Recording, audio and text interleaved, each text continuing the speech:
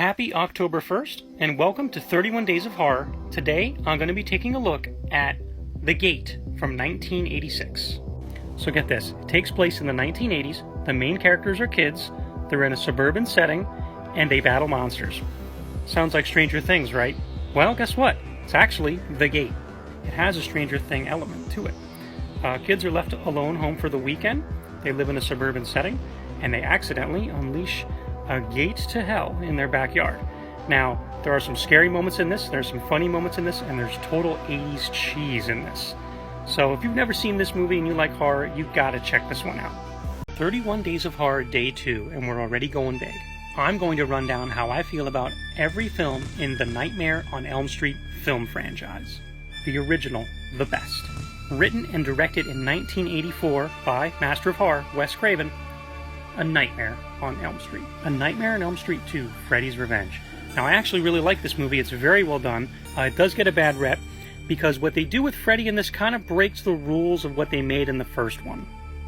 A Nightmare on Elm Street 3, Dream Warriors. Guys, I love this movie. I absolutely love it. I even have the Dokken Dream Warriors cassette single right here. It's not the best of all of them, but it is my favorite. A Nightmare on Elm Street 4, The Dream Master. I consider this a very good sequel to the third movie. I actually really dig this one too. Alright, Part 5, The Dream Child. Not a great way to end the Dream Trilogy, as I call it. Not a great movie. Part 6, Freddy's Dead. I'm sorry. This is just a bad movie. And I love number 7, New Nightmare. 31 Days of Horror, Day 3. Do you have a fear of spiders? Well, I got a movie for you. Arachnophobia. Released in 1990, starring Jeff Daniels and John Goodman. This is about a town that is overrun by killer spiders. But considered a horror comedy? Well, here's my take on that. If you saw this movie in 1990 and you were an adult, yes, you might have seen the comedic side to it. But if you were like me, 7 years old, and saw this, it scared the piss out of you. Especially because I live in Pennsylvania, and we have these things here called wolf spiders. 31 Days of Horror, Day 4. We're going to talk about a masterpiece, The Fly. Written and directed by David Cronenberg in 1986, this film is actually a remake of the 1958 film The Fly with Vincent Price. But believe me, this one is way different. This movie stars Jeff Goldblum, who plays a scientist who accidentally merges his body with a housefly, and this movie is about transformation. Both Jeff Goldblum and Geena Davis give amazing performances in this movie. Apparently, off-screen, they have a real romance going on, and you can tell because they're great together in this. The music to this film is also phenomenal by Howard Shore. So much so that when Peter Jackson wanted to do his Lord of the Rings trilogy, he handpicked Howard Shore because of his score in this movie. 31 Days of Horror, Day 5, and we're going to talk about one of my favorite movies growing up, Little Monsters.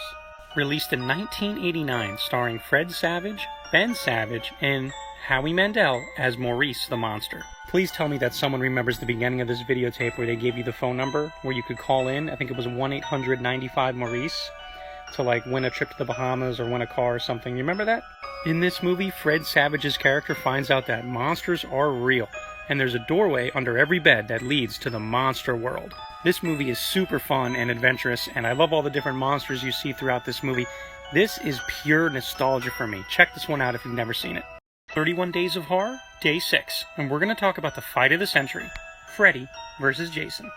Now, throughout the 80s and 90s, when these films were coming out, A Nightmare on Elm Street and the Friday the 13th film franchise, it was always teased that these two would get together. There was even that part at the end of Jason Goes to Hell when Freddy's glove came out and grabbed Jason's mask.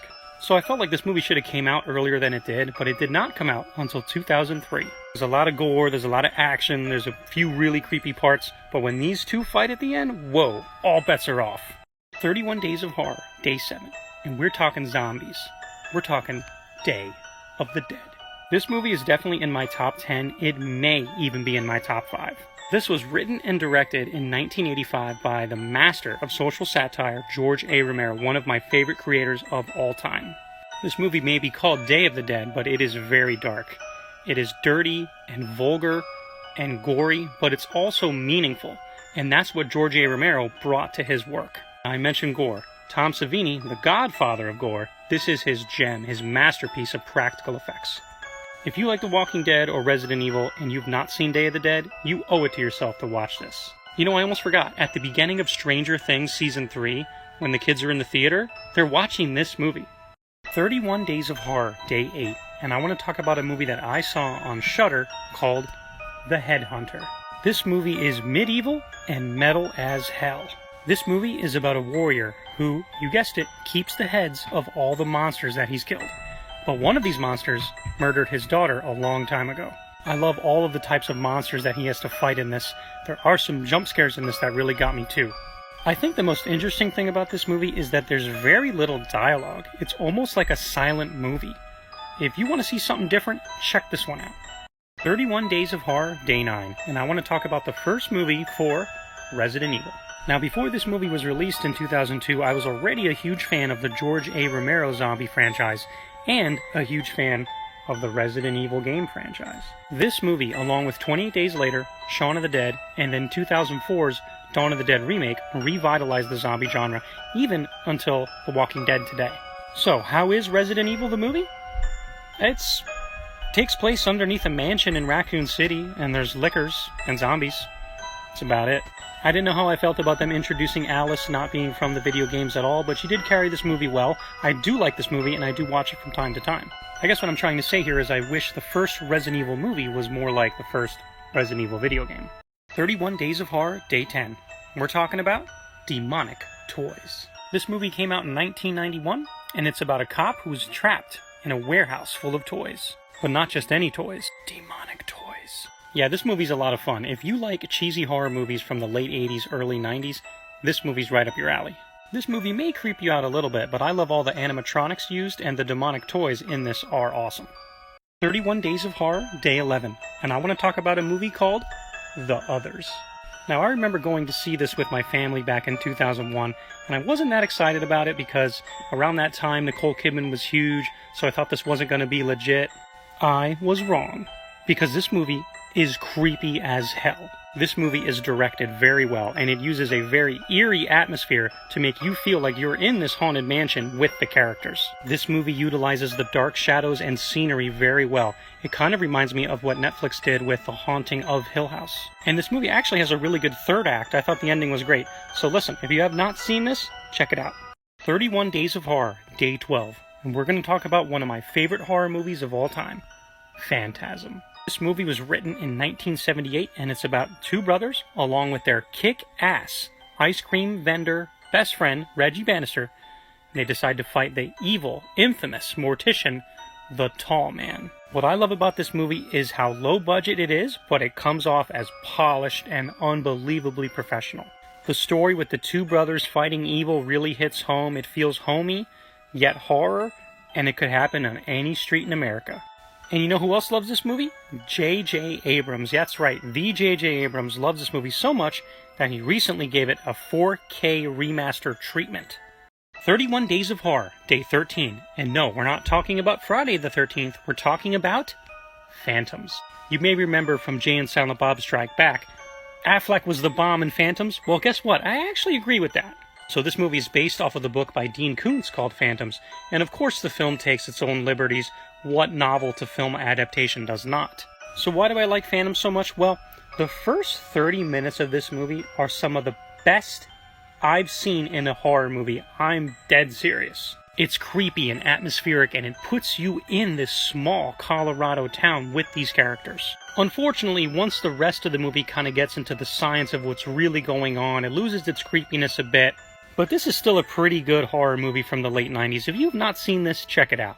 31 Days of Horror, Day 14. And we're going to talk about a movie from 2011 called The Cabin in the Woods. Hear me now. There is nothing that can prepare you for the last 30 minutes of this movie. I mean, wow. For those of you who've seen this movie, you know what I'm talking about. At the end here, wow, they throw everything you could think of and shit you can't think of at you. So this starts off as a normal horror movie, almost generic at times, and I think that's why they kept the name simple, but it all pays off at the end with a bang.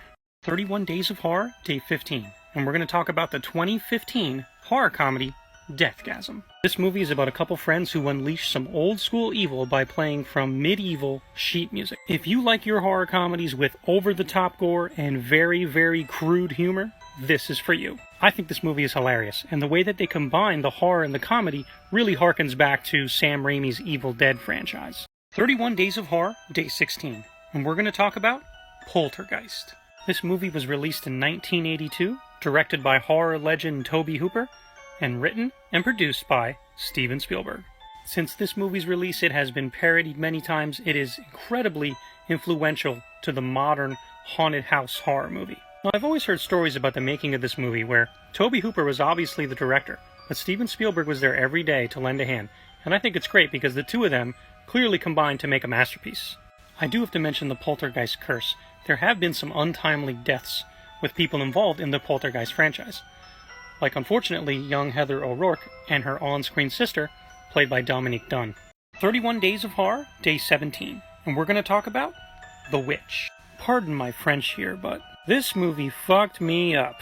I've never seen a movie that gets under your skin this much, and it's not so much with the gore or jump scares, it's the paranoia and the tension. Written and directed by Robert Eggers in 2015, this movie is about a family struggling to survive in 17th century New England. And when the youngest son goes missing, the possibility of witchcraft rears its ugly head. So I saw this movie a couple years ago, and I kind of want to watch it again, but I kind of don't, because of how much it really freaks you out. So don't expect a gore fest with this one, but do expect to be thoroughly freaked out.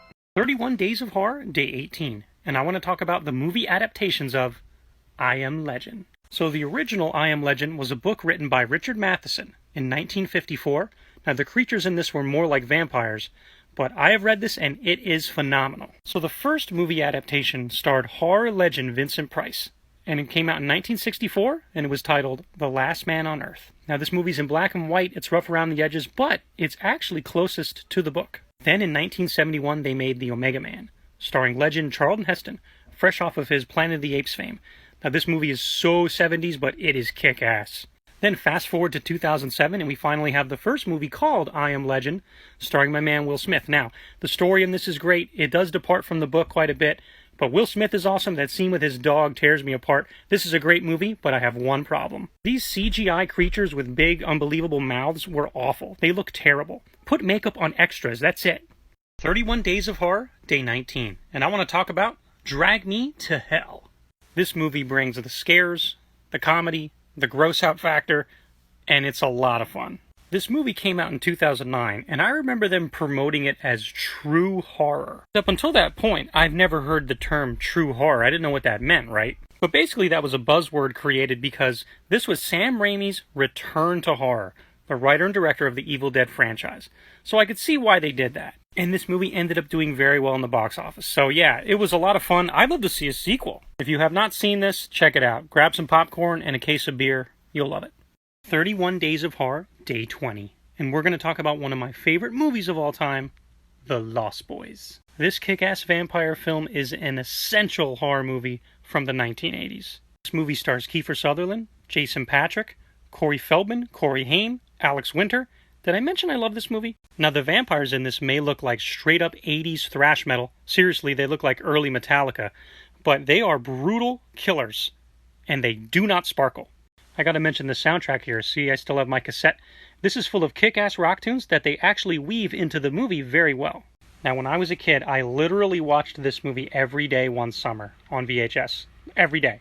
If you are a horror fan and you have not seen The Lost Boys, I don't know what to tell you, man. 31 Days of Horror, Day 21, and we're going to talk about one of the greatest movies of all time, Ghostbusters. This is another straight-up iconic movie from the 1980s and the best horror comedy of all time. This movie is amazing because its comedic element is fantastic, and the horror element is also fantastic. This movie was trend-setting. It still is influential to this day. It launched a huge franchise and, dare I say, even helped build the huge ghost hunting boom that exists today. Every actor in this movie is amazing, including Bill Murray, Dan Aykroyd, Harold Ramis, Ernie Hudson, Sigourney Weaver, Rick Moranis, Annie Potts, and Slimer. Now, as a kid, this is another movie where I just destroyed my VCR by watching this over and over and over again. And speaking of as a kid, well, as an adult too, this first ghost in the movie effed me up. 31 Days of Horror, Day 22. And we're not just talking about a classic here, we're talking about a milestone in cinema. Psycho. Directed by the master of suspense, Alfred Hitchcock in 1960, this movie hits on all cylinders. If you're looking to get into Alfred Hitchcock, this is the first place to start. This is the perfect example of him showcasing all of his talents as a director. This movie is about a woman who steals money from her boss and then eventually seeks refuge at the Bates Motel, which is a big mistake, because working there is the young, interesting, weird, introverted Norman Bates. And he's got some screwed up mommy issues. There are some who even say that this movie was very influential in creating the slasher craze of the 1970s. 31 Days of Horror, Day 23. And we're going to talk about The Monster Squad. You already know who you're going to call about ghosts, but what about monsters? I absolutely love this movie, but initially in 1987, when this movie was released, it bombed. It did really bad in the box office. But, as you may already know, since then, it has become a cult classic. The concept of this movie was to put teenagers up against all of the classic Universal monsters, like Dracula, Frankenstein's monster, the Wolfman, the Mummy, and Gillman, or better known as the Creature. This movie also has the greatest line ever spoken in the history of cinema. Wolfman's got nards. There's actually a documentary on this film that just came out last month called Wolfman's Got Nards. 31 Days of Horror, Day 24. And we're going to talk about John Carpenter's The Thing. This is one of the best movies ever made. This movie is about 12 men who were working at a remote research facility in Antarctica during the winter of 1982. And under the ice, they uncover an alien. But not just any alien, a form-changing alien that becomes one of them. Directed by the master John Carpenter in 1982, this is actually a remake of The Thing from Another World, which is also good, but this takes the cake for me. The special effects, the creature effects in this, are insane. If you're looking for a suspenseful, gory, kick-ass movie, which also stars Kurt Russell, check this one out. 31 Days of Horror, Day 25. And today, we're going to talk about The Exorcist. Now, I'm going to be honest with you. To me, this is the scariest movie of all time. And the premise of this is simple. It all starts because a mother is concerned because her daughter becomes possessed by a demon. And what it is perfect execution. They need to teach this movie in film classes. The direction, the visuals, the sound editing in this makes it terrifying. And they add in that loosely based on a true story thing, which makes you wonder, holy shit, I hope not. And get this. This is the first horror movie I've ever seen. That's right. I saw this at a pretty young age. 31 Days of Horror, Day 26. And we're going to talk about the classic, Alien. Directed by Ridley Scott in 1979, starring Sigourney Weaver, this might be the best science fiction horror movie ever. This movie takes place in deep space, on the spaceship Nostromo, while the perfect human-killing machine alien hunts down the human crew. Which is why, in space, no one can hear you scream. Honestly, every scene in this movie is legendary, and it clearly launched a huge franchise of movies. Check this one out if you have not seen it. 31 Days of Horror, Day 27. And we're going to talk about Evil Dead 2. Written and directed by Sam Raimi in 1987, starring the amazing Bruce Campbell, this movie is a blast. If you guys are ever trapped in a horror movie and you see one of these Necronomicons laying around, never read from it. There's so much over-the-top blood and gore in this that there's multiple colors of blood. What I like about this movie and the other Evil Dead films is that they seem to put Bruce Campbell through a lot of torture during the filming. Like, he's always throwing himself all over the place. I would say out of the original three, I always come back to this one the most. I love it. I did like the remake that came out, although it was different. And also, Ash vs. Evil Dead, pretty damn good. 31 Days of Horror, Day 28. Today, we're going to talk about the classic, Night of the Living Dead. Directed by the master of social satire, George A. Romero, in 1968, this movie is the birth of the modern zombie genre. Up until this point, we have not really seen zombies act this way like they do in this movie. It definitely lays the groundwork for Resident Evil, The Walking Dead, just to name a few. This movie already is eerie and has a great atmosphere around it, but the fact that it was in black and white, I think, makes it even more eerie. It really adds to the looming doom and gloom. In my opinion, this isn't just one of the greatest horror movies of all time, it's one of the best movies of all time. 31 Days of Horror, Day 29, and we're going to talk about Shaun of the Dead. Directed by Edgar Wright in 2004, this British horror comedy introduced us to one of the most beloved comedic duos of all time, and that would be Simon Pegg and Nick Frost. This movie has a lot of really funny moments, but like every good horror comedy, it gets pretty serious toward the end. When I saw this movie back in the day, I was very happy to see the slow-moving George A. Romero-type zombies, because it had been a while since we'd seen anything like that. With that said, this movie was released around the same time as 28 Days Later and the Resident Evil movie, so this helped reinvigorate the zombie genre. But this movie does not miss a beat. Every scene is either funny or dramatic or both. If you have not seen this, you have got to check this out. 31 Days of Horror, Day 30. And we're going to talk about George A. Romero's Dawn of the Dead. Written and directed by George A. Romero in 1978, this movie is about 4 survivors holding down in a mall during the zombie apocalypse. And the mall that they shot this movie at was the Monroeville Mall, outside of Pittsburgh, Pennsylvania, and I've been there 3 times. And I love going there every time. Because, get this isn't just my favorite horror movie of all time, it's my favorite movie.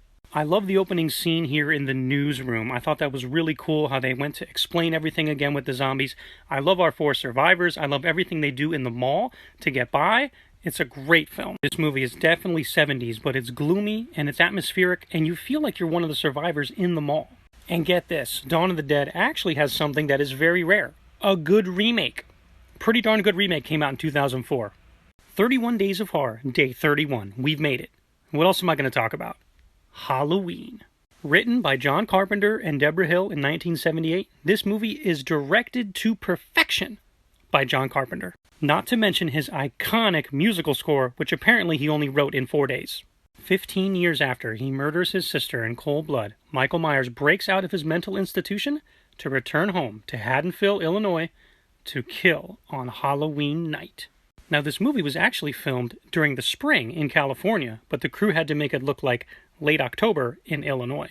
This movie was filmed in only 20 days on a budget of $300,000, which is not a lot of money for a movie.